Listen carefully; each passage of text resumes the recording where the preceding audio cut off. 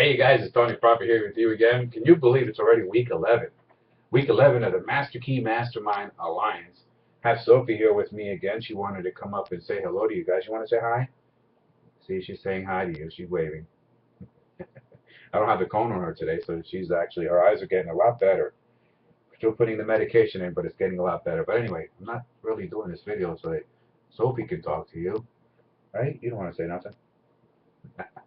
Hey, you guys, I actually wanted to share with you something today. It's actually something I was just thinking about here recently that I actually caught myself, and and that is I'm really loving reading. I'm actually enjoying reading. I sat today and I read like 3 chapters in another book that I'm reading. As many of you know, if you're following the videos, that I'm actually reading the book, The Greatest Salesman in the World, and I really recommend that you go and get that book. Don't the title, don't get it mixed up. Just if you're a woman, go get that book. I have plenty of women in our organization that are reading this book and constantly get back to me and say, Tony, this is one of the best books that I've read. And there's some of them are still reading it because as you get the book and you understand, you read the book as it's telling you to read it, it's going to help you tremendously. It's going to help you to break habits that you may have had in the past. So maybe starting something and not finishing it. How many times have you done that? I know if as I'm pointing a finger, I'm pointing all my fingers right back at me. So I mean, I was bad with that too. And this book has been really helping me to get better with that. And that is just so powerful with that. I didn't think that I ever would be gaining a newfound love for reading like I have these past few months. I can't believe it that already we're on week 11 of the Masterkey Mastermind Alliance. It seems like just yesterday we began, and we're already on the Christmas holiday coming up here next week. So it's just amazing. But speaking of that, I wanted to share something with you, and hopefully that I could share something with you that would help you in this time as you getting ready to sit down to recreate your goals for the 2014 year and all this other stuff. And one of the things that I wanted to share with you, and hope that you really listen to what I'm telling you. If you read the book Think and Grow Rich, in the book Think and Grow Rich, there's a part where Napoleon Hill talks about as the mind can conceive and believe, it will achieve. As the mind can conceive and believe, it will achieve. The key word is will. It doesn't say maybe, perhaps, I don't know, it could, but it doesn't say that. It does not say it perhaps, maybe, coulda, woulda, shoulda. It says it will achieve. You see, your mind, this is one of the things I wanted to share with you.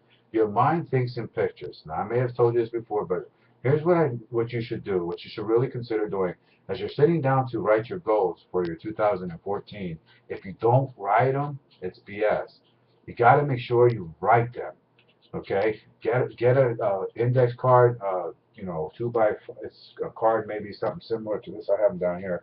Got a lot of stuff down here, but get an index card and write on the index card your goals, and then put on that index card. I have a bunch of them here, and write on there and make it that you see, because if you don't believe it, I have some people that will tell me, oh, I want to make $10,000 a week, or I want to make $100,000 a month, but you can tell they don't believe it. When you ask them, hey, do you really believe that? And it takes some time, number one, to tell you how much they want to make a month, and then it takes some time, number two, to respond to that question when I ask them, do you really believe that? So if you don't believe it, I'm going to tell you right now, you're not going to achieve it. And I'm not trying to, burst your bubble or anything like that, but you got to believe it. If you believe it, you're going to achieve it. It's just like for those of you that may read the scriptures. That's the number one book that I read. That's the number one book in my opinion. Okay, and in Mark 11:24, I pulled it up here so I can read it to you. What things soever ye desire when ye pray, believe that ye receive them, and ye shall have them. Whatever the mind can conceive and believe, it shall achieve. See? So what I'm trying to tell you is that you have to believe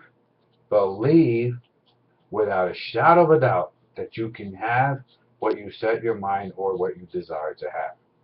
The moment you can believe it, that's when things start to change in your life. The moment you can believe it, you believe it. The moment you believe it, changes things in your life like you wouldn't believe. I can't explain how this all works, but I'm telling you, the Ogmandino book, go and get it. Do it now while you're thinking about it. Okay? I would put a Amazon link down here at the bottom of the video, but I'm not going to do that. Just go and find it and get it. Go to your local store and, take care of your local businesses. Go buy the book there. I'm telling you, it'll change your life. It'll begin to take and change habits that you may have right now. If you can commit to reading that book the way it tells you to do it, I believe you can do anything. I really do. So take that, and I want to leave you with this thought, okay? We are first to believe that our desire has already been fulfilled. Its accomplishments will then follow.